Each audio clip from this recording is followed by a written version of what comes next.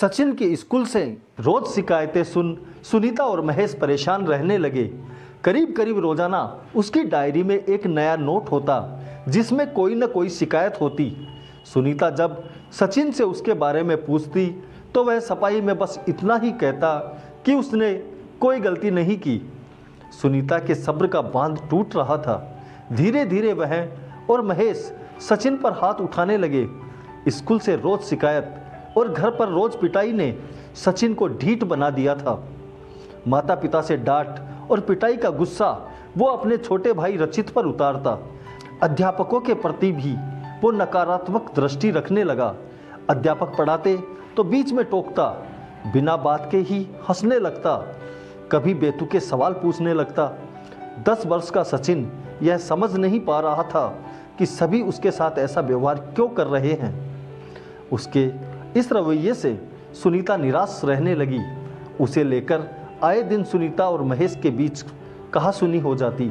सचिन के बिगड़ने को लेकर दोनों एक दूसरे पर आरोप लगाते, एक दूसरे को इसका जिम्मेदार बताते।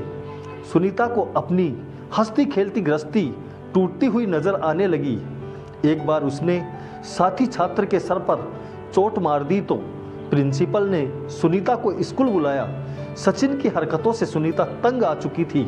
उसने प्रिंसिपल के सामने अपनी लाचारी बताई तो प्रिंसिपल ने उसे सलाह दी कि सचिन को किसी अच्छे मनोचिकित्सक को दिखाओ। ये कक्षा में पागलों जैसी हरकत करने लगा है। आखिर परेशान होकर सुनीता और महेश ने नज़दीकी शहर के एक अच्छे मनोचिकित्सक से अपॉइंटमेंट लिया।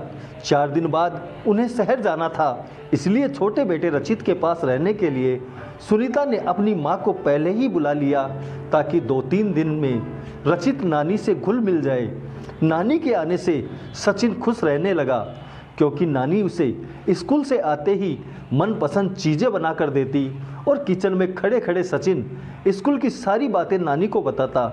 एक ही दिन में जैसे घर की काया पलट हो गई हो।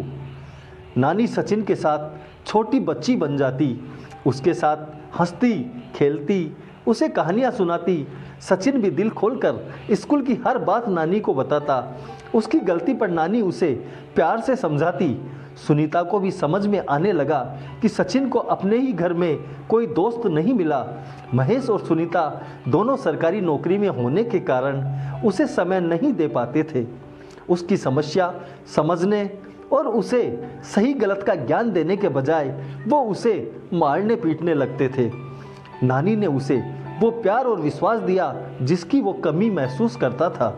2-3 दिन में ही सचिन में अप्रत्याशित बदलाव देख सुनीता ने मनोचिकित्सक का अपॉइंटमेंट कैंसिल कर दिया और अपनी मां से ही कुछ दिन उनके साथ रहने की विनती की। कुछ ही दिन में सचिन की दैनिक डायरी में शिकायतों के बजाय तारीफ के नोट आने लगे। घर में भी उसका व्यवहार पूरी तरह बदल गया। दोस्तों, बच्चों के प्रति माता पिता की जिम्मेदारी सिर्फ अच्छे स्कूल, अच्छे कपड़े और अच्छे खाने तक ही सीमित नहीं होती।